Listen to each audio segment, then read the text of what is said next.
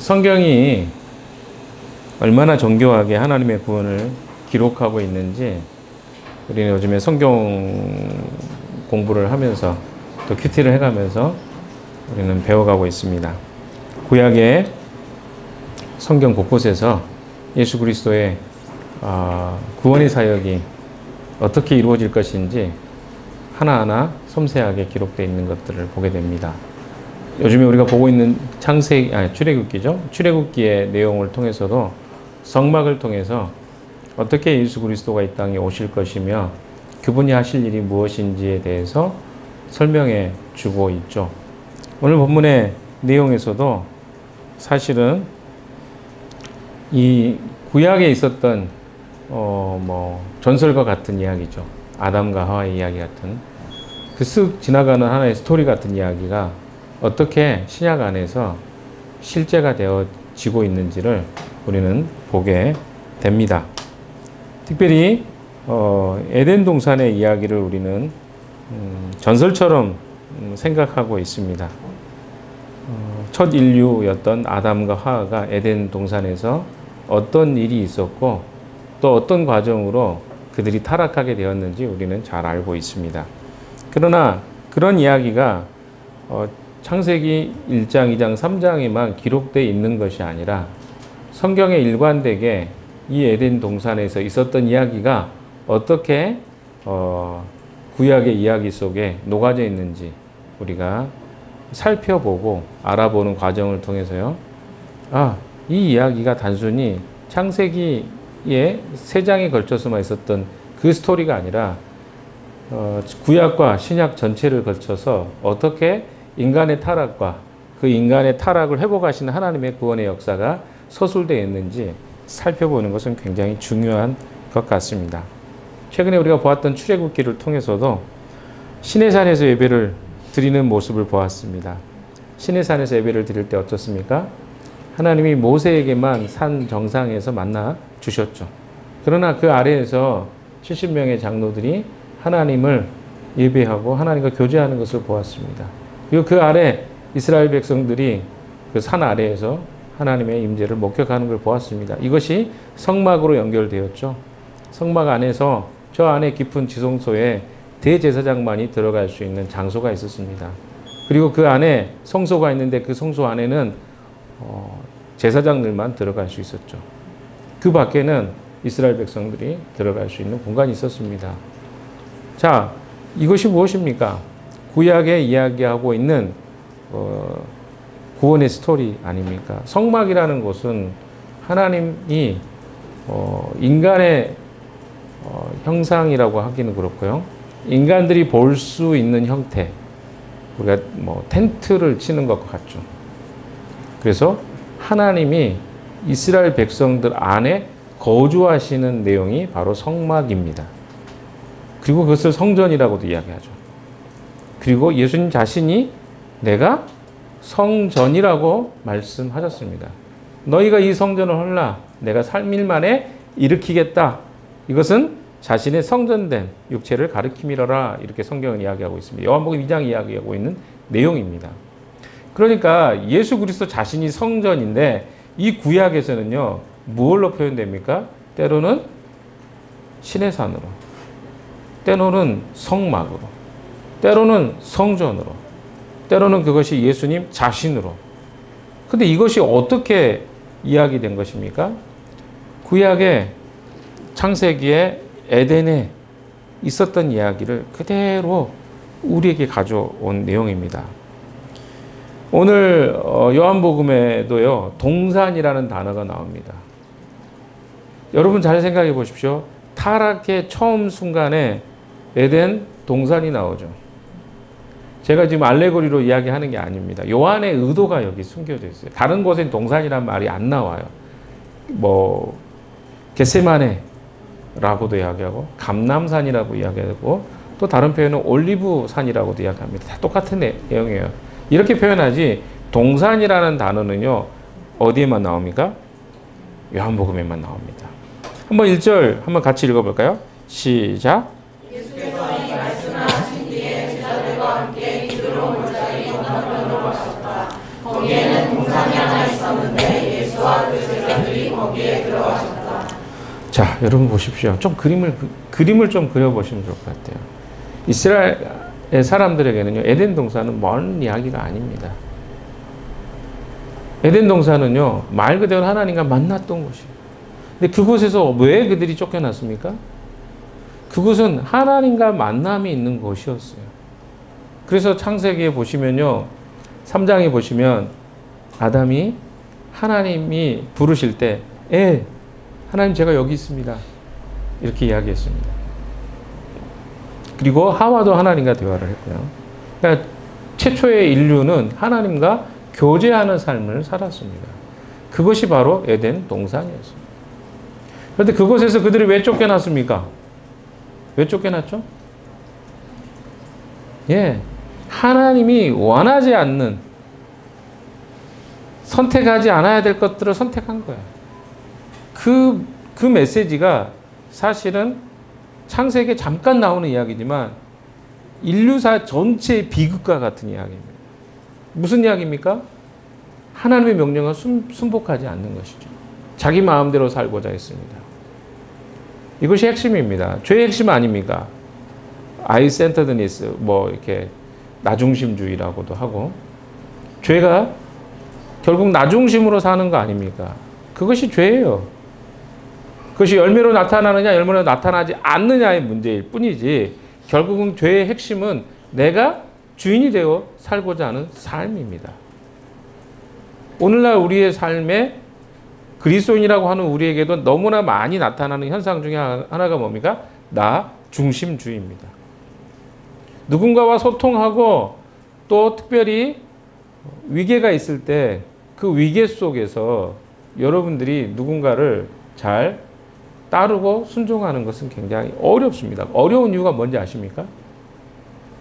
바로 우리 안에 이 죄의 본성이 숨겨져 있기 때문에 그렇습니다. 그래서 우리 안에 순종한다는 것은 굉장히 어려운 일입니다. 누군가의 말을 따른다는 것이 굉장히 본능적으로 우리는 그것을 거부합니다. 작은 아이도, 큰 아이도, 나이든 아이도, 나이 들었다고 그런가요? 늙은 아이도 다 똑같아요. 다 순종하라면 싫어합니다. 우리 서로가 얼마나 순종하는 걸 싫어합니까? 무서운 때만 순종해요.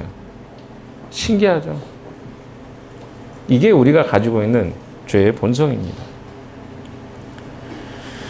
여러분, 요한복음의 상황을 조금 더 이야기를 하고 이야기를 진전해 보겠습니다. 요한복음의 전반부와 후반부의 내용에 대해서 우리는 쭉 살펴봤습니다. 요한복음 1장부터 12장까지는 기적의 책이라고 했죠. 7가지 표적이 중심이 되어서 예수가 누구인지를 증명하고 있습니다. 13장부터 20장까지라고 할까요? 20장까지 영광의 책입니다. 예수 그리스도가 어떤 고난을 받으시고 죽으셔서 영광을 받으실 것인가에 대해서 기록하고 있습니다. 마지막 21장은 부록과 같은 책입니다. 예수 그리스도의 부활 이후에 어떻게 제자들을 만나 주셨고 그들에게 사명을 주시는지가 기록되어 있는 내용이 21장의 내용입니다. 이제 우리는 5장이나 되는 13, 14, 15, 16, 17장, 그죠? 5장이나 되는 굉장히 긴, 시간은 사실은 밤부터 한 4-5시간밖에 안 되는 시간인데 성경에 5장이나 걸쳐서 이 이야기를 기록하고 있는 것을 보았습니다. 강설이라고 하죠. 예수님이 뭔가 제자들에게 굉장히 중요한 제자의 원리, 삶의 원리들을 가르치셨고 또 17장에는 3가지의 기도의 내용을 가지고 기도하셨습니다. 예수님 자신과 예수님의 제자들과 예수님의 제자들을 통해서 믿게 될 사람들을 위해서 기도하는 내용이 길게 우리는 17장까지 언급되어 있는 것을 보았습니다. 이제부터 스토리가 좀 진행됩니다. 그동안에 좀 지루해했던 사람들은, 스토리를 좋아하는 사람들은 오늘부터 흥미진진할 것입니다. 그렇죠. 흥미진진하겠죠. 자, 오늘의 이야기를 조금 더 이제 살펴보도록 하겠는데요. 오늘의 본문에서 드디어 예수님께서 2장에서 지속해서 말씀하신 그때를 때가 되었다는 것을 언급하십니다. 그리고 이제까지 감추었던 모든 것들을 드러내십니다. 오늘 본문에도 내가 그니라, 내가 나사렛 예수니라 라고 하는 말을 2번이나 반복하십니다. 오늘 본문을 읽으면 재밌는 내용도 나옵니다. 그냥 쓱 지나갔는데 그게 무슨 내용인지 모르고 지나갔던 내용이 이런 의미가 있어 하는 것도 있습니다. 6절 한번 읽어볼까요?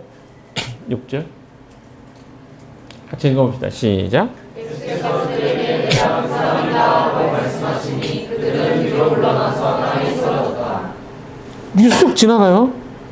그럼 여러분 이 말이 무슨 말인지 이해하셨나요? 네? 이거 이해하셨어요?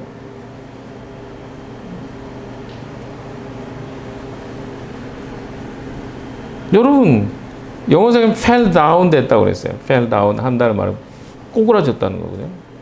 바닥에다 그냥 사람이 팍 쓰러진 거예요. 그 뭔데 갑자기 이 장면이 딱 하고 쑥 지나가요. 이거 여러분 그냥 지나갔을 거예요. 읽으면서도. 이따가 그 이야기를 좀 나누겠습니다. 이거 어떤 의미가 있는지. 그러니까 재밌는 내용도 있다는 거예요. 이렇게 이런 내용이 있다고? 그게 어떤 의미인지 여러분이 한번 좀 생각해 보시고요. 오늘 본문에 보시면요. 자리를 이제 드디어 이동하십니다. 이렇게 길게 동안 요한은요. 굉장히 긴 사설을 지금 이렇게 쭉 그만큼 어때요? 그 내용이 중요한 내용이었습니다. 13장부터 15장까지 사이에 예수님 십자가에 못 박기 전에 마지막 하시는 말씀들이 굉장히 주옥과 같은 말씀들이 많았습니다. 성만찬도 있었고요. 거기에 예수님을 부인하고 배반한 제자들의 사건도 있었고요. 예수님이 또 제자들을 향해서 그들을 위해서 간절하게 부탁하는 메시지도 있었습니다. 그래서 자리를 이동합니다. 근데 여기에 보시면 좀 생략이 됩니다. 왜 생략이 되냐면 누가복음 22장에 보시면 그 생략된 부분들이 언급이 되어 있습니다. 여러분이 참조하십시오. 제가 이따 한 부분을 읽긴 하겠는데 모든 부분을 읽기는 어렵지만 이게 무슨 말이냐면 예수님이 이 성만찬을 하시고 나서 그 다음에 어떻게 합니까? 겟세마네로 이동하셔요. 그랬다가 기도하시고 그 다음에 잡혀가십니다. 이게 그 시퀀스예요. 연결되는 부분입니다. 그래서 누가복음에는 이렇게 누가복음이 이렇게 이야기합니다. 예수님이 제자들에게 그 기도하는 것을 이제는 정신 차리고 뭐 준비해라 뭐 이런 이야기를 하고 있는데 그때 이 무리들이 예수님 잡으러 그 말을 하고 있을 때 그 사람들이 도착했다라고 해요. 그러니까 이 말을 하고 제자들이 하고 있는데 그 순간에 싹 등장한 거예요. 이런 내용이 사라진 거죠. 그러니까 원래는 여기에 생략이 된 게 있습니다. 요한의 관점에서는 그게 그렇게 중요한 내용이 아니었던 것 같아요. 그래서 그 부분을 생략하고 예수님의 강화에 대해서만 굉장히 중요하게 이야기했는데 그런데 언급을 하고 있는 부분이 있습니다. 어떤 부분일까요? 자, 2절로 가봅시다. 2절. 1절이죠. 1절에 보면 제자들과 함께 기드론 골짜기 건너편으로 가셨다. 그게 이제 우리가 이야기하는 어디 쪽입니까? 동산으로 들어간 거죠. 근데 그것을 뭐라고도 합니까? 겟세마네라고도 하고 또 뭐라고도 합니까? 감람산 안에 있겠죠. 겟세마네는 그렇게 따지면 올리브산이라고도 하고요.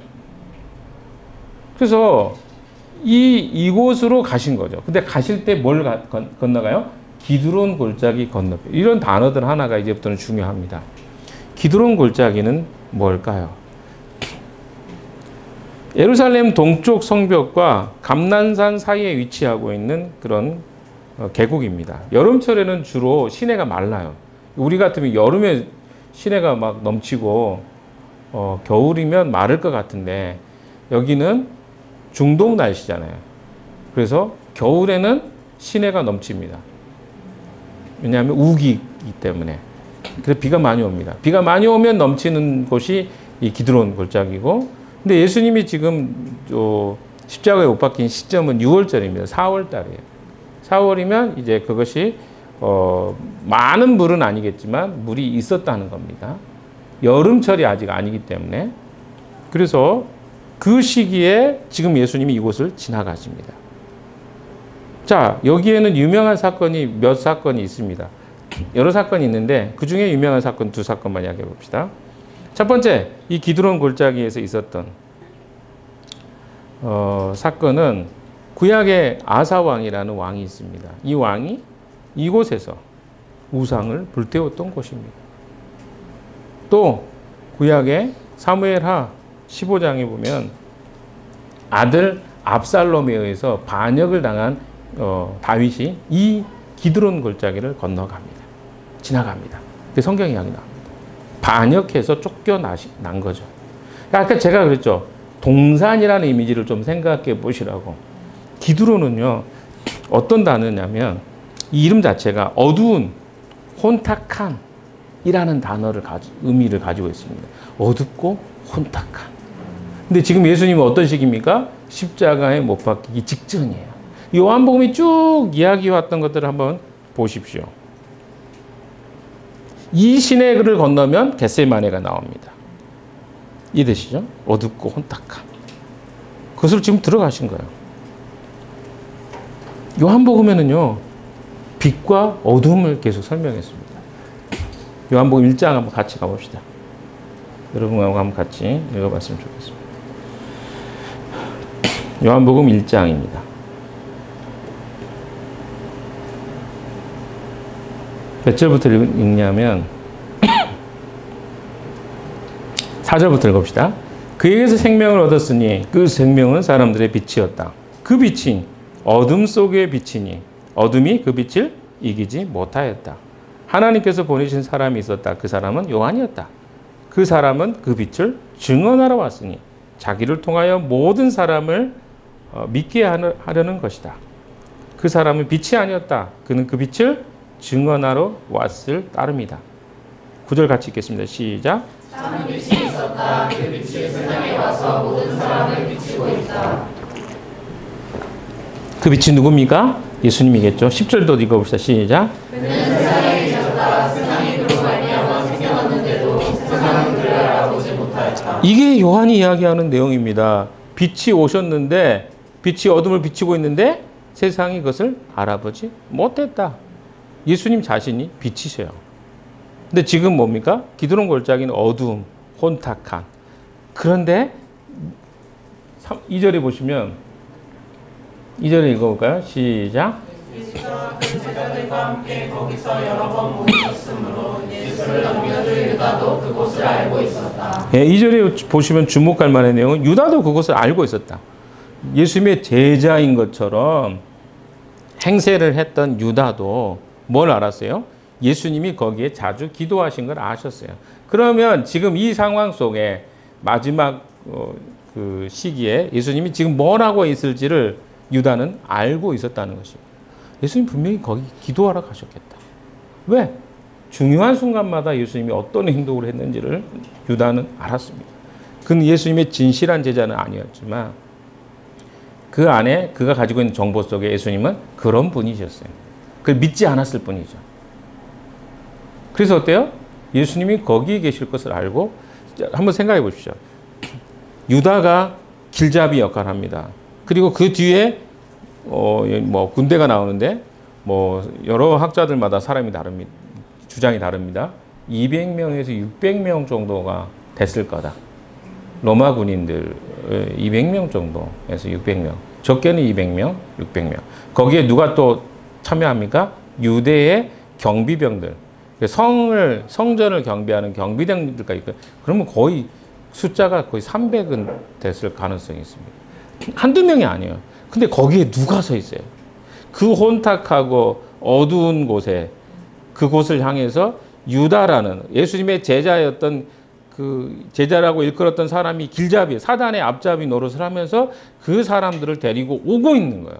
그걸 여러분이 그림 속에 그려 놓으셔야 돼요. 이것은요, 구약의 바로 예수 그리스도의 첫 아담이라고 이야기하는 아담이 실수했던 실수입니다. 그가 실수했던 그 실수가 사단이 이 세상을 통치하고 다스리는 결과를 낳게 됐잖아요. 누가복음 4장에도 그런 표현이 나옵니다. 아담이 사단이 예수님에게 질문하죠. 나중에 누가복음 한번 보십시오. 4장에 보면 그런 내용이 나옵니다. 네가 나에게 절하라. 그러면 내가 여기에 있는 모든 세상의 권세와 영광을 너에게 주겠다. 그때 무슨 이야기를 하냐면 이것은 나에게 넘겨진 것인데 라고 표현합니다. 남겨졌어요. 누구를 통해 넘겨졌을까요? 하나님이 주셨을까요? 아니요. 아담이 사단에 순종하는 결과 이 아담에게 주셨던 권한, 세상을 다스리고 통치할 권한이 넘어간 거예요. 그 권한을 예수님에게 미혹으로 유혹하고 있는 거거든요. 아담이 그걸 포기한 거거든요. 왜? 너는 생육하고 번성하여 땅에 충만해라. 너는 이 세상을 다스리는 정복자로 통치자로 너를 세웠다. 그런데 그가 누구에게 순종합니까? 사단에게 순종해요. 그러니까 어때요? 그 권한이 사단의 고스란히 넘어갑니다. 간단한 예를 이야기해 볼까요? 우리나라에 국군 통수권이 없어요. 아시죠? 우리나라는 전쟁이 일어나면 우리나라 스스로 전쟁을 주의할 그 통수권이 없습니다. 그 이유가 뭔지 아십니까? 6.25 때 전쟁이 일어났는데 막 이렇게 복잡한 상황이 됐잖아요. 그럴 때 우리나라 군대 통수권을 미군에게 양도합니다. 우리가 통수할 만한 이 국군 전쟁을 통솔할 만한 능력이 안 되니 당신들이 조금 이 부분을 좀 감당해 주십시오 했는데 그때 넘어간 통수권이 지금까지도 그러니까 우리나라 세계 12 경제 대국의 군사력으로 세계 5위권, 6위권 되는 나라인데 통수권이 없어요. 전쟁을 우리가 할 때는 미국에게 물어봐야 돼요. 복잡한 일입니다. 이 권한이 그런 거예요. 한 번 넘어간 거 주라고 그러는데 안 주잖아요. 웃기잖아요. 이 권한이 그런 거예요. 아담이 누구에게 넘겨준 거예요? 사단에게 넘겨준 거 가지고 예수님을 유혹하고 있는 거예요. 내가 나한테 절하면 내가 이 권한 너한테 줄게. 창조주 앞에서. 비슷한 거예요. 유다가 제자였던 유다가 어떻게 한 거예요? 마치 태초의 아담처럼 하나님을 반역하고 하나님 팔아넘기기 위해서 지금 누구를 데려와요? 사단의 세력들은 몰고 지금 이 동산으로 가고 있는 장면을 연상해 보십시오. 재판이죠. 창세기에 에덴 동산에 있었던 이야기가 또 진행되고 있는 겁니다. 그때 예수님이 어떻게 반응하고 있는지를 이제 우리가 봐야 될 것입니다. 여러분, 유다는요, 예수님을 잘 알고 있었어요. 예수님이 어떤 분인지도 알았고, 보았고, 그리고 어떻습니까? 그를 따르기 3년 동안 회개를 담당했던 사람이에요. 근데 어때요? 그거 나중에는 하나님을 대적하는 자로 서 있다는 것을 보십시오. 다행이죠. 12제자 중에 한 사람만 배반자니까 다행이죠. 만약에 절반이 배반자였으면 우리 교회에 소망이 별로 없을 거야. 너도 배반자야? 너도 배반자? 이렇게 할 것 같아요. 마피아도 아니고. 그렇죠? 그러니까 이게 되게 어렵습니다. 우리 중에도 충분히 그럴 수 있죠. 모양은 흉내내는데 실제 변화되지 않는 사람이 그렇게 될 수도 있다고 저는 생각합니다. 성경이 그렇게 이야기하고 있으니까요. 지금 오늘 본문에 누가 끌고 갑니까? 유다가. 이절에 보세요. 예수가 그 제자들과 함께 거기에 여러 번 모이셨으므로 예수를 넘겨줄 유다도 그것을 알고 있었다. 아니까 어때요? 끌고 온 거예요. 뒤로 넘어가 보십시오. 3절 한번 읽어볼까요? 시작. 유다는 로마군의 병정들과 제사장들과 바리새파 사람들이 보낸 성전 경비병들을 데리고 끌려왔다. 그들은 등불과 횃불과 무기를 들고 있었다. 자, 여기 보시면요. 유다가 예수님을 대제사장과 로마군 유대 병정들로 구성된 사람들에게 넘겨주는 것 같죠? 그렇죠? 이 뒤를 따라서 이 사람들이 온 거니까. 그러나 5절에서 7절의 내용을 보시면요. 예수님은 유다 때문에 이 사람들에게 넘어간 것이 아닙니다. 예수님 스스로가 계속 이야기하셨죠. 나는 누구에게인가 어때요? 강제로 죽임을 당하거나 그리고 누군가에 의해서 굴복을 당하는 존재가 아니라는 것을 계속 이야기하셨습니다. 그래서 예수님이 여기서 보시면 유다가 뭐 누가복음에 보면 이제 입맞춤 합니다. 중동은 그렇게 입맞춤 하더라고요. 그래서 우리한테는 어색하죠. 볼을 대고 옆에다 이렇게 하면서 입맞춤 하잖아요. 뭐 중동 사람은 그렇게 하니까. 최근에 김연경 그 배구 선수가 그 터키에 가가지고 뭐라 그러죠? 입단 테스트 같은 거, 뭐 흥국생명에 입단 테스트를 하려고 하는데 그 영상을 봤는데 인사를 그렇게 하더라고요. 그 중동 터키 사람들하고 인사를 할 때 얼굴을 한 번 하고 또 한 번 만나는 사람마다 이렇게 하고 있어요. 얼굴을 맞대면서. 이게 중동식 인사예요. 그러니까 예수님을 보는데 남자들끼리인데도 그 어때요? 문안에 입맞춤을 합니다. 그러면서 어떻게 해요? 누가복음 22장에 네가 나를 입맞춤함으로 팔아넘기느냐 이런 이야기 하시죠. 지금 예수님은 그걸 다 알고 계셔요. 그래서 예수님이 내가 그니라라고 하실 때 그 이야기는 뭐냐면 여러분 조금 더 이 부분을 생각해 보시면 유다가 생각할 때는 자기 욕심에 이끌려서 자기가 예수님을 팔았다고 생각했을 거예요. 왜? 자기가 아니까. 이 장소를 알아. 그러면 사람들이 생각할 때, 아, 그래, 유다 때문에 예수님 팔려 넘어갔지. 이렇게 생각할지 모릅니다. 그러나 상황을 조금 보십시오. 이 당시에 왜 유다가 필요했냐면요. 지금 2000년 전이에요. 지금은 어떻습니까? 우리는 불빛이 환합니다. 밤에도. 그러나 이 시대에 그 사람들은요, 밤이면 거의 캄캄해서 누군지도 몰라요. 200명이 뭐 300명이 왔다 그래도 여기서 밤에 도망치면 못 찾아요. 그리고 여기서 결정적 증거가 뭐냐면 예수님을 아는 자들이 온 게 아니라 전부 다 뭐예요? 모르는 사람들이 온 거예요. 그러니까 누군가의 사주를 받고 이 자리에 지금 온 겁니다. 찾으러. 근데 자기들은 얼굴을 몰라요. 그러니까 뭐가 필요한 거예요? 사람이 필요하죠. 그래서 그들끼리 수신호를 한 거죠. 어떻게 하는 거죠? 유다 네가 그러면 제자였으니까 네가 가서 입맞춤하는 사람, 인사하는 사람이 그러면 우리는 그 나사렛 예수로 알겠다. 얼굴 봐갖고는 잘 모르니까.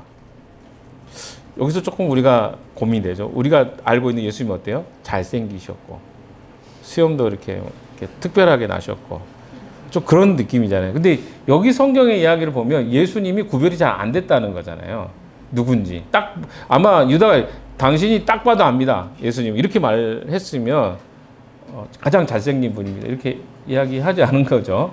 그러니까 예수님이 그렇게 뭐 특별하게 튀지 않았다는 거죠. 이런 것들이 좀 숨겨져 있는 내용인 것 같아요. 근데 유다가 생각할 때는 내가 배신함으로 예수님이 팔아넘겨졌다라고 생각할지 모르지만 이 캄캄하고 어두운 밤에 도망가 버리면요. 어때요? 어떻게 찾아요? 동산이 캄캄하다니까 그들 횃불 이거 하고 왔지만 숨어버리면 찾기가 난감합니다. 그 순간에. 그래서 예수님 도망갈 수도 있었어요. 얘들아 튀어라. 네. 이렇게 할 수 있잖아요. 미리 작전 짜가지고 너는 이쪽으로 가고 너 이렇게 가고 난 저리 갈 테니까. 보통은 지도자가 있으면 어때요? 다 막아줍니다. 도망갈 수 있도록. 예수님이 진짜 도망가려고 했으면 그렇게 가셨겠죠. 여러분 그래서 이 부분을 잘 보셔야 돼요. 예수님 그렇게 하지 않으셔요. 지금 그때가 된 거예요. 예수님 십자가에 죽으실 때를 스스로 선택하셔서 스스로 자기 자신을 내어 준 것이에요. 이해되시나요? 예수님이 그렇게 하셔야만 되는 이유가 무엇이었습니까? 네. 이 아담의 아까 제가 했죠. 에덴 동산에서 아담이 실패했던 것을 두 번째 아담인 예수님이 이제 더 이상 실패할 수 없는 하나님의 유일한 대안으로 이 땅에 오신 것 아닙니까? 그래서 그가 이제 더 이상 피할 수 없는 거예요. 예수님도 피해달라고 해야지. 할 수만 있으면 이 잔을 지나가게 해주십시오. 그러나 내 뜻대로 마옵시고 아버지 뜻대로 하옵소서. 그리고 더 확신하셨습니다. 분명히 이 땅에 오실 때도 확신하셨지만 더 분명하게 이 잔은 내가 반드시 마셔야 되는 잔이구나. 그리고 피하지 않고 5절 한번 보세요. 그들이 대답했죠. 너희는 누구를 찾으러 왔느냐? 4절도 한번 읽어볼까요? 4절도? 4절 한번 읽어봅시다. 시작. 예수께서는 자기에게 닥쳐올 일을 모두 아시고 그들에게 물으셨다. 너희는 누구를 찾느냐? 누구를 찾느냐? 안 물어보면 되잖아요. 근데 물어보셨어요. 그리고 답을 뭐 합니다. 5절 시작. 그들이 대답하였다. 나사렛 사람 예수여. 예수께서 그들에게 말씀하셨다. 내가 그 사람이다. 예수를 넘겨줄 유다도 그들과 함께. 이거 무슨 말입니까? 내가 나사렛 예수다. 그 말을 예수님께서 직접 하셨습니다. 내가 그 사람이다. 여기가 에고 에이미. 성경에 요한복음에만 7번 이상 에고 에임이라는 단어를 쓰였습니다. 나는 누구이다. 나는 선한 목자이다. 나는 하나님의 아들이다. 부터 시작해서 이런 이야기를 쭉 하죠. 예수님은요, 감추지 않으셨어요. 감추려고 했으면 숨으려고 해서 도망가려고 해서 도망가셨다니까요. 근데 예수님은 스스로가 직접 물어보시고 직접 대답하셨어요. 내가 나사렛 예수다. 그럼 뭐요? 유다하고 상관이 없는 거예요. 유다가 입맞추면 사람들이 그렇게 신호를 한다고 생각했지만 예수님 스스로 물어보십니다. 너는 누구를 찾으러 왔느냐? 나사렛 예수다. 그럼 내가 그 사람이다. 라고 하니까 그때 자 다시 한번 6절 읽어봅시다. 시작. 예수께서 그들에게 내가 그 사람이라고 말씀하시니 그들은 뒤로 물러나서 땅에 쓰러졌다. 자, 여러분 보십시오. 여기서 먼저 이 6절을 하기 전에 누가 여기서 반란군입니까? 예수님이 나라를 정복하려고 하는 반란군입니까? 아니면 이 로마의 군대와 유대의 병정과 대제사장과 그의 종들이 하나님 나라에 대한 반란군입니까? 반란군은 다수였지만 그 무리들이었습니다. 왜? 요한복음이 계속 이야기하는 게 뭡니까? 말씀이신 그리스도께서 세상을 창조하셨어요. 그는 빛으로 이 땅에 오셨어요. 근데 어두움이 그 세상이 그 빛을 알아보지 못했어요. 왜? 그들이 어둠 속에 있었기 때문입니다. 그런데 그 어둠이었던 자들이 이 세상에 뭐요? 세력을 가지고 있는 거예요. 왜 세력을 갖게 됐어요? 첫째 아담이 순종에 실패했잖아요. 하나님 말씀에 순종하는 것을 실패했기 때문에. 그래서 둘째 아담은 철저하게 어떻습니까? 순종하는 삶을 사셨던 것입니다. 그래서 그리스도인의 특징은요, 순종입니다. 제가 계속 순종에 대해서 이야기하죠. 그러니까 순종하지 않는 것. 그러니까 어떤 지도자의 말에 순종하나 순종하지 않느냐 이야기가 아니에요. 우린 자꾸 순종 이야기하면 지도자, 그래서 자꾸 어디로 가요? 목사님 말에 순종하냐 순종하지 않느냐로 자꾸 우리나라 한국교회가 그렇게 배웠어요. 그러다 보니까 이 말을 되게 거북스럽게 생각한다니까. 근데 그런 이야기가 아니라 하나님이 말씀하시는 것에 우리가 순종하느냐 순종하지 않느냐는 우리가 얼마나 구원의 삶을 살아가고 있느냐 살아가고 있지 않느냐하고 비례합니다. 순종한다는 건 뭐예요? 내가 회복되고 있는 거예요. 어디서부터? 과거에 첫 아담이 실패했던 삶으로부터 회복된 거예요. 말씀의 순종. 근데 말씀이 내게 이야기를 하는데 내가 하기 싫다? 그것은 뭐예요? 아직 내가 온전한 하나님의 사람으로 회복되지 않았다는 것입니다. 그것이 누구 목사를 통해서 이야기되건 혹은 나의 리더를 통해서 선언되건 그래서 우리가 헷갈리는 거예요. 리더를 통해서 목사를 통해서 그것이 선언되기 때문에 목사에게 순종해야 되나? 리더에게 순종해야 이렇게 가거든요. 쉬운 게 그거예요. 그러나 진짜 중요한 건 무엇입니까? 하나님 말씀이에요. 리더보다 하나님 말씀입니다. 그러니까 명확하게 그리스도인은 누구에게 순종하는 자들은 하나님의 말씀과 그분의 권위에 순종해요. 그러니까 누군가에게 리더에게 순종하는 것도 그 권위 속에 해당됩니다. 여러분 대통령 여름에 우리나라 이제 대통령 선거가 곧 다가옵니다. 잘 뽑으셔야 돼요. 근데 한번 보세요. 대통령이라도 왜 그 대통령의 권한이 뺏겨졌죠? 헌법이 있잖아요. 헌법을 위배하면 대통령이라도 어떻게 되는 겁니까?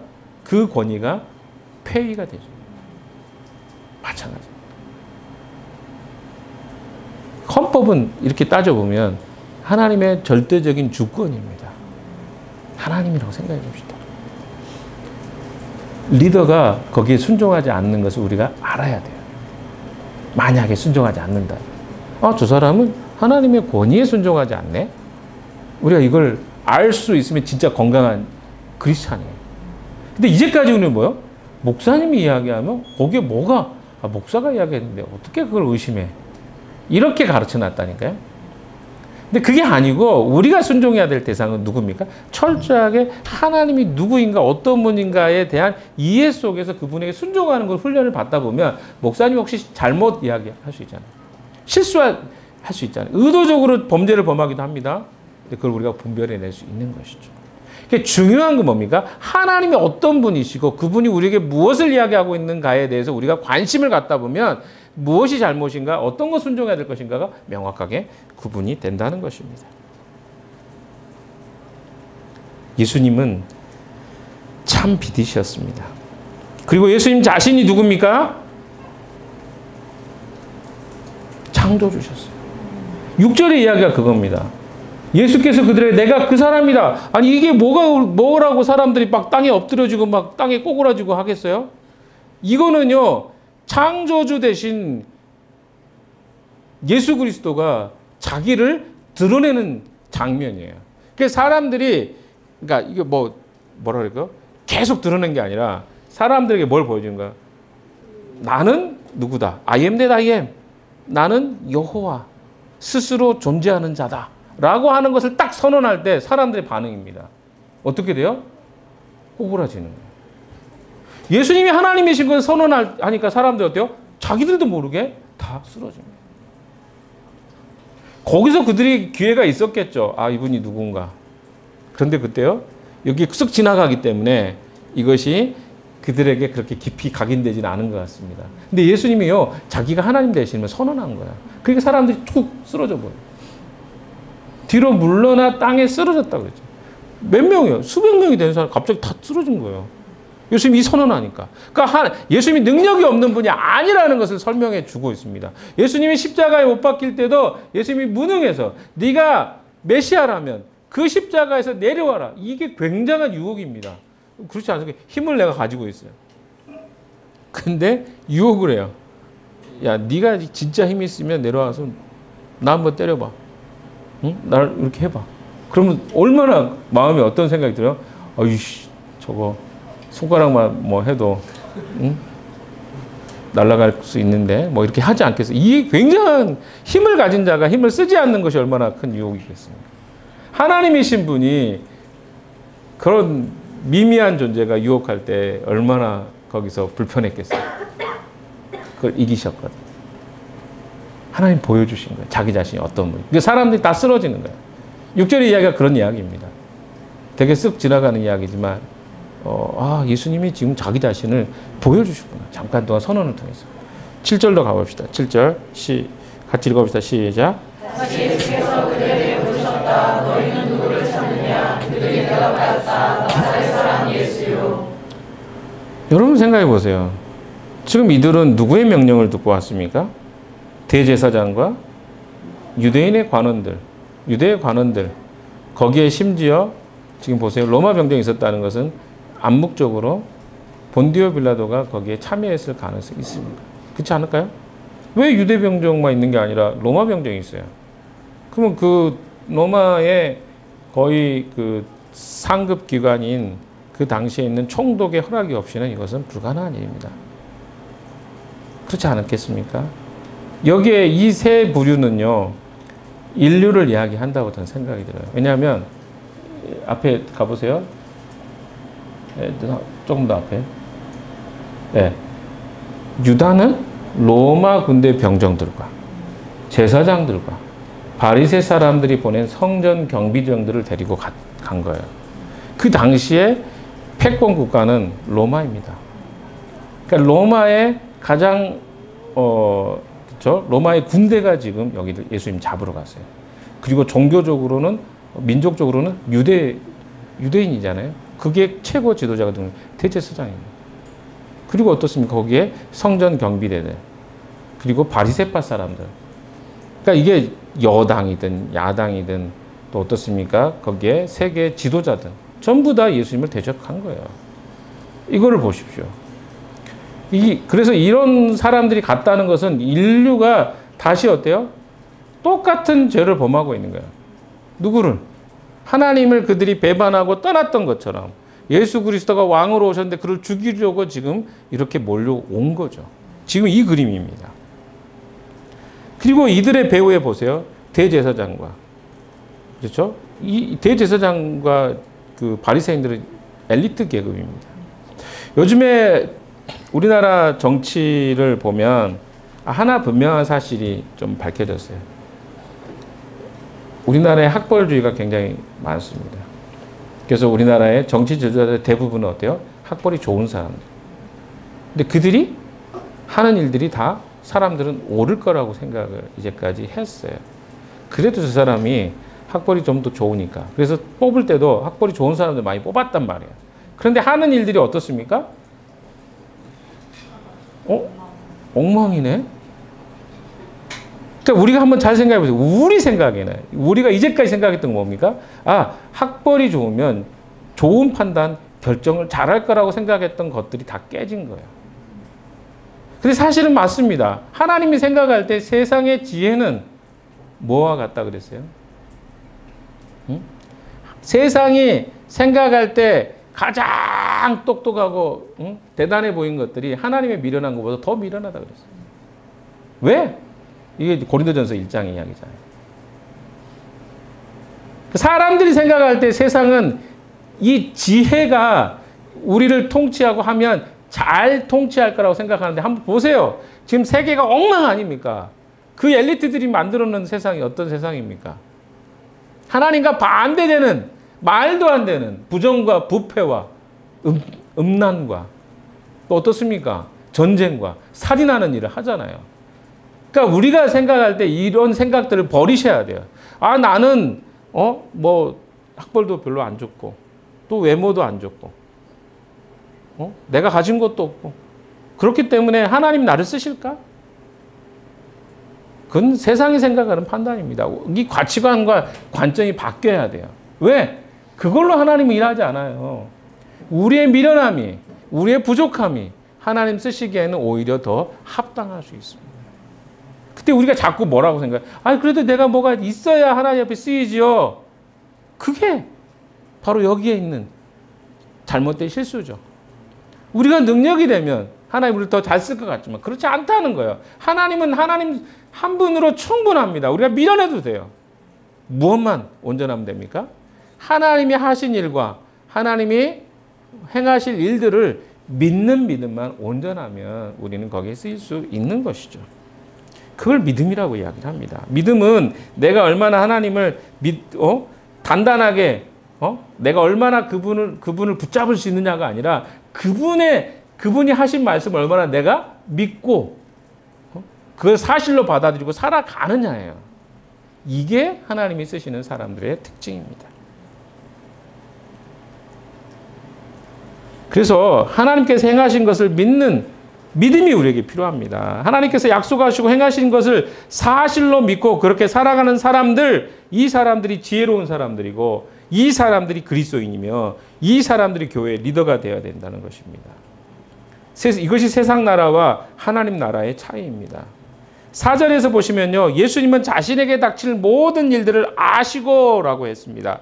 이제 더 이상 예수님은 성부 하나님께 이 잔을 치워달라고 요구하지 않으시고 직접 이 잔의 정면으로 고난을 직면하고 이것을 지나가시는 것을 보게 됩니다.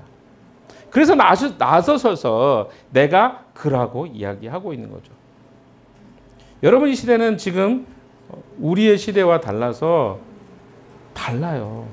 그래서 이 시대는요, 조금, 아까 얘기했죠. 달리기 잘하면 충분히 예수님 도망가실 수 있었다니까요. 아니면, 베드로가 칼로 들고 있었으니까, 응? 베드로 그래도 너라도 내가 죽는 게 낫겠니? 네가 죽는 게 낫겠니? 이렇게 하실 수도 있잖아요. 너 칼도 들고 있으니까 내 앞에 막고 있어. 그럼 내가 도망갈게. 할 수 있었어요. 예수님을 보세요. 예수님 지금 죽으려고 지금 작정하시는 거예요. 이해되세요? 그러니까 예수님은 지금 에덴 동산에서 있었던 이 사건을 이 지금 겟세마네 동산에서 어떻게 하시는 거예요? 지금 이 사건을 인류의 가장 중대한 사건을 직면하는 것입니다. 피하지 않고 죽음으로 이 문제를 해결하려고 지금 이 자리에 서게. 그래서 기도가 필요했던 거예요.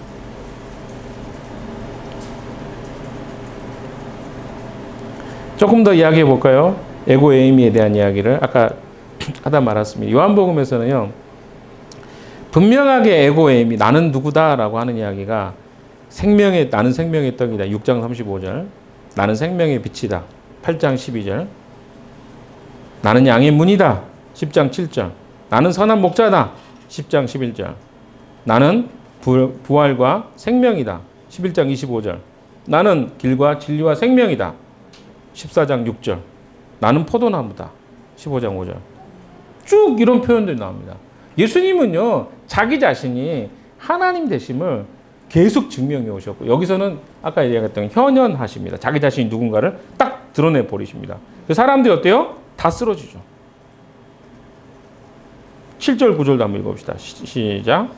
다시 예수께서 그들에게 물으셨다. 너희는 누구를 찾느냐? 그들이 대답하였다. 나사렛 사람 예수요. 예수께서 말씀하셨다. 내가 그 사람이라고 너희에게 이미 말하였다. 너희가 나를 찾거든 이 사람들을 물러가게 하여라. 이렇게 말씀하신 것은 예수께서 전에 아버지께서 나에게 주신 사람을 나는 사람을 잃지 않았습니다 하신 그 말씀을 유래하시려는 것이었다. 예수님이 17장에 기도하셨죠. 이들을 보호해 주십시오. 이 기도를 하셨잖아요. 그 기도를 지키신 거예요. 그래서 아무도 제자들 중에 잡혀가지 않습니다. 왜 그랬을까요? 아직 제자들은 잡혀서는 안 됩니다. 잡히면 다 어떻게 될까요? 다 불었을 거예요. 배반하고. 예수님, 사실은 제가 잘 안 믿었는데요. 아마 이렇게 말했을지 모르겠어요. 그래서 그들은 아직 온전한 상태가 아니었어요. 아직 부활도 경험하지 않았고 성령의 임재도 경험하지 못했습니다. 그래서 그들을 아셨습니다. 그래서 예수님은 기도한 대로 그들을 보호해 주시는 이야기가 9절의 이야기입니다. 10절도 한번 보겠습니다. 10절 시작. 시몬 베드로가 칼을 가지고 있었는데 그는 그것을 떼어 제사장의 종을 쳐서 오른쪽 귀를 잘라버렸다. 그 종의 이름은 말고였다.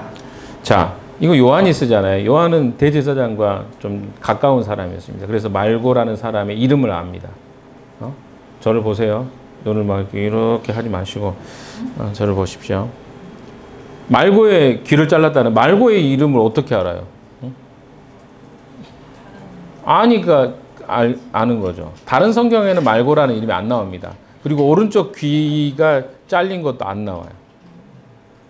한 군데 나온 데가 있긴 하지만 마가복음인가요? 마가복음에 나오고 다른 복음서에 안 나옵니다. 요한이 그게 친분이 있으니까 그 사람이 누구고 이름이 뭐며 어디 쪽 귀가 잘린 거 누가 보면은 어떻게 해요? 귀를 또 예수님이 만져 치료해 주시는 장면이 나옵니다. 다 달라요, 조금씩. 그런데 어때요? 베드로는 칼 한 자를 가지고 있었던 것 같아요. 칼이 원래 두 자리인데 한 자루는 베드로가 갖고 있었고 한 자루는 누가 갖고 있는지 모르겠어요. 근데 이 베드로가 하는 방법이 뭡니까? 칼로 지금 오른쪽 귀를 잘라버리는 거예요. 누구를? 대제사장의 수하를. 그럼 베드로는 뭐예요? 이 십자가가 어떤 의미가 있는지 아직도 모르고 있는 거예요. 힘과 열심, 수제자라고 했지만 여전히 3년 동안 따라다녔지만 아직도 예수님이 이 십자가를 져야 될 진짜 의미를 모르는 거예요. 왜? 자기 힘으로 막을 수 있다고 생각하고 허망한 이야기죠. 200명의 군대로 어떻게 이깁니까? 말도 안 되잖아요. 칼 한 자루로. 그 조금 있으면 진짜 집단 린치가 이루어졌을 거예요. 내버려 두셨으면. 그렇지 않을까요? 저는 영화나 이런 데 보면 당연히 이런 수순은 무조건 어때요? 죽음입니다. 그러니까 베드로의 이 생각은요, 허망한 이야기였어요. 그것으로 막을 수 없었어요. 근데 그 일을 행하고 있습니다. 우리가 그러고 있을지도 몰라요. 예수님의 제자들의 모습처럼. 허망하게 주님의 뜻이 뭔지 모르고 그 주님을 따른다는 이유로 허망하게 믿음의 행동을 한다는 것들이 그런 의미일 수도 있습니다. 그러니까 진짜 믿음은 내가 내 열심에서 하는 게 아니에요. 주님의 뜻이 어디 있는지를 알고 그 뜻대로 순종하고 순응하는 게 믿음인데 우리는 그렇게 배우지 않았어요. 그래서 뭐라고 해요? 내가 얼마나 열심히 믿으면 그것이 이루어질 수 있다고 배웠잖아요. 근데 그게 아니란 말이에요. 내가 열심히 믿어서 되는 게 아니라 진실과 사실에 기반해서. 그러면 내가 물러나더라도 그것이 하나님의 뜻이라면 그건 선한 일입니다. 베드로가 거기서 칼 들고 설치지 않아도 그는 하나님의 제자일 수 있었어요. 그런데 그가 가지고 있는 방법은 뭡니까? 하는 방법이 칼을 휘두르는 것밖에 없었다니까요. 예수님은요, 거기서 이렇게 이야기하죠. 11절. 마지막 말씀이 다 같이 읽읍시다. 시작. 그때 예수께서 베드로에게 말씀하셨다. 그 칼을 칼집에 꽂아라. 아버지께서 나에게 주신 이 잔을 내가 어찌 마시지 않겠느냐. 네. 그 칼을 칼집에 꽂아라. 오늘 주제라고 할 수 있는 말씀입니다. 그 칼을 칼집에 꽂아라. 내가 어찌 마시지 않겠느냐. 마셔야 돼. 그래야만 살기 때문에. 사랑하는 여러분, 과거에 아담의 실수가 인류 전체에 미쳤습니다. 그래서 성경 전체가 뭐예요? 이것을 회복하기 위한 하나님의 놀라운 전략과 또 방법으로 가득 차 있습니다.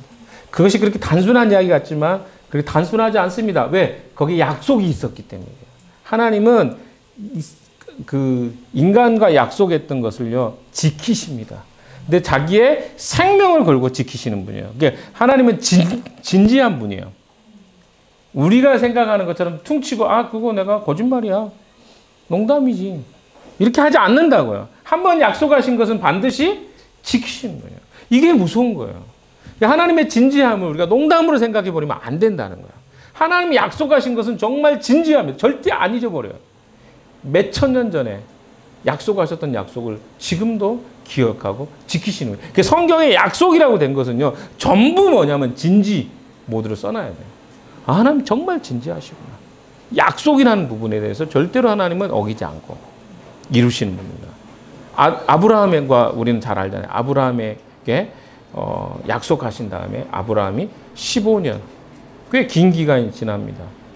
10년 이상 지나죠. 그래서 아브라함에게 처음에 약속했어요. 하나님께. 하나님 저에게 주시면 저 기다리겠습니다 했는데 못 기다리잖아요. 그리고 뭐합니까? 이스마엘을 낳았잖아요. 자기 방법대로. 그리고 하나님이 한참 지나서 99세에 나타나십니다. 너는 내 앞에서 완전하라. 그 뭔 말입니까? 나는 너에게 약속을 했는데 너는 왜 약속을 지키지 않았냐는 거예요. 우리가 생각할 때는 그거 옛날에 하신 거잖아요. 아니요. 옛날에 했든 지금 했든 하나님 그 약속은 반드시 지키시는 분이에요. 굉장히 진지하십니다. 그래서 어때요? 내가 어찌 이 잔을 마시지 않겠느냐. 칼집에 꽂아라. 예수님은 예수님 방식으로 우리를 구원하러 이 땅에 오신 것입니다. 에덴 동산에 실패했던 그 첫 아담을 극복하기 위해서 예수님은 요한복음에 오셔서 이 사건을 통해서 이스라엘 백성들을 구원하시는 사건을 보여주십니다. 그분은 순종하십니다. 죽으시는 그 순간에도 아버지의 뜻이 이루어지는 것에 관심이 있으셨던 분이 예수님이십니다. 자신의 뜻이 아니라 하나님의 뜻을 구하는 삶이었습니다. 십자가에 못 박히시기 전까지 하나님의 뜻을 구하는 분이 예수님이셨습니다. 결론입니다. 우리가 예수를 믿는다는 것은 어떤 의미일까요? 여전히 우리는 인간으로 이 땅에 살아갑니다. 그래서 주님은 우리가 너무 지나친 요구를 하지 않으신 것 같습니다. 완벽할 것을 요구하지도 않으시죠. 그러나 주님은 우리에게 주님과의 관계를 회복시켜 주시기 위해서 자신이 대신해서 죽으셨다는 것을 우리에게 말씀해 주고 계십니다. 이 죽음에는 너무나 많은 의미가 담겨져 있습니다. 우리가 더 이상 죄의 노예로 살지 않기를 주님은 바라십니다. 로마서 말씀을 오늘 보면서 마무리를 좀 하려고 합니다. 로마서 6장을 한번 펴봅시다. 로마서 6장입니다. 이 말씀을 좀 읽으면서 정리를 하려고 합니다. 로마서 6장.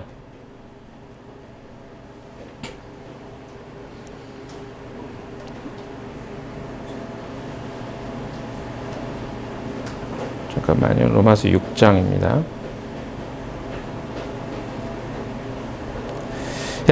제가 읽어보겠습니다. 그러면 우리가 무엇이라고 말을 해야 합니까? 은혜를 더하게 하려고 여전히 죄 가운데 머물러 있어야 하겠습니까? 그럴 수 없습니다. 우리는 죄에 죽은 사람인데 어떻게 죄 가운데 그대로 살 수 있겠습니까? 세례를 받아 그리스도 예수와 하나 된 우리는 모두 세례를 받을 때 그와 함께 죽었다는 것을 여러분은 알지 못하십니까? 그러므로 우리는 세례를 통하여 그의 죽으심과 연합함으로써 그와 함께 묻혔던 것입니다. 그것은 그리스도께서 아버지의 영광으로 말미암아 죽은 사람들 가운데 살아나신 것과 같이 우리도 또한 새 생명 안에서 살아나기 위함입니다. 자, 5절 같이 읽어볼까요? 시작. 우리가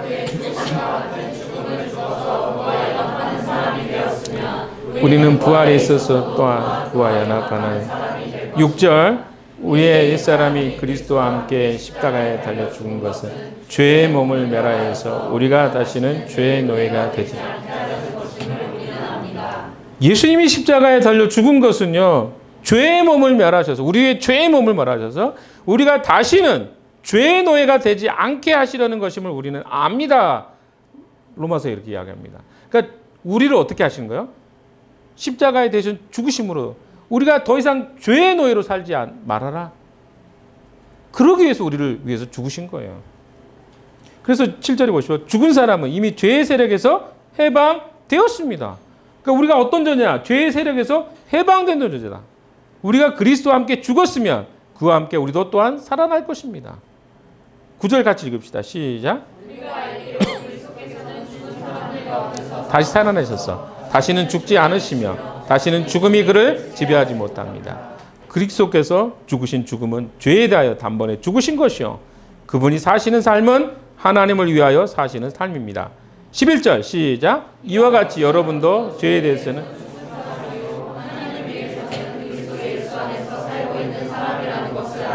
12절 그러므로 여러분이 몸의 정욕에 굴복하는 일이 없도록 하십시오. 그러므로 여러분은 여러분의 지체를 죄에 내맡겨서 불의의 연장이 여기 연장이라고 되어 있는데 도구가 되지 말게 하십시오. 이렇게 표현합니다. 오히려 여러분들은 죽은 사람들 가운데 살아난 사람답게 여러분을 하나님께 바치고 여러분의 지체를 의의 연장으로 하나님께 바치십시오.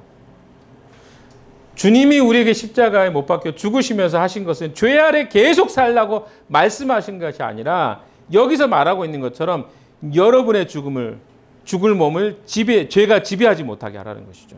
여러분이 몸의 정욕에 굴복하는 일이 없도록 하십시오. 이게 예수님이 우리에게 원하시는 거예요. 우리의 육체가 더 이상 어디에? 죄에 굴복하지 않게 하라. 죄의 도구가 되지 말아라. 우리가 구원받았어요. 근데 우리는 여전히 죄 가운데 살아갑니다. 싸웁니다. 살아가는 게 아니라 싸우죠. 거기서 우리가 이길 수 있다는 거예요. 죄 아래 살지 말아라. 너의 몸을 의의 도구가 되게 해라. 왜 죄 아래 여전히 살아가느냐? 네가 그리스도인 됐다는 것은 죄에 죽었다는 거야. 근데 왜 여전히 죄의 종이 돼서 살아가느냐? 의의 병기로, 의의 도구로 너를 하나님 앞에 드려라.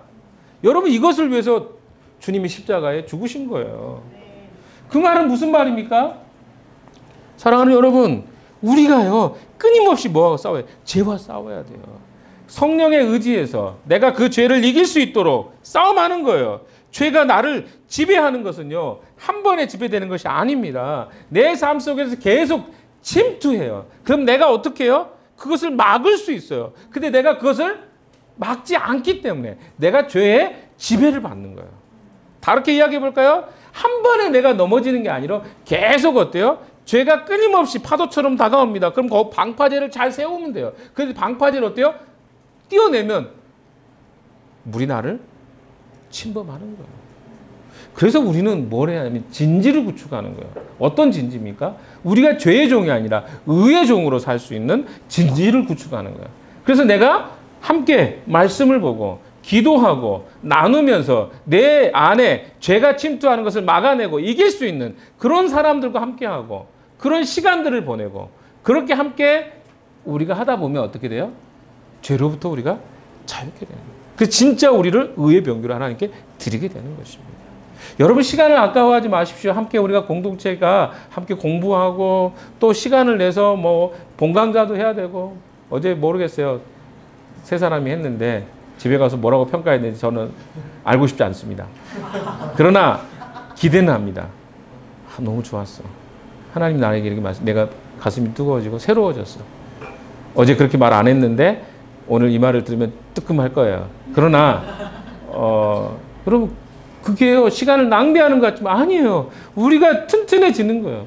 다시 내가 무너진 곳이 회복되는 거예요. 왜? 그렇게 하지 않으면 우리는 계속 뭐예요? 죄로부터 침탈을 당합니다. 과거에 내가 살았던 삶의 즐거움과 쾌락으로 나는 발을 딛게 돼 있다고요. 그 발을 딛지 말라는 거예요. 왜? 우리를 구원하신 이유가 그렇게 값비싸게 대가를 치르고 구원하신 주님이 우리가 간절하게 원하십니다. 너를 의의 몸으로 하나님께 드려라. 그것이 하나님이 기뻐하시는 거룩한 산 제사입니다. 이 한 주도 주님과 동행함으로 또 주님과 함께함으로 죄의 병기가 되는 도구가 되는 자가 아니라 의의 병기, 주님이 기뻐하시는 이 세상을 변화시키는 그런 도구가 되는 여러분 되시기를 주님의 이름으로 축원합니다.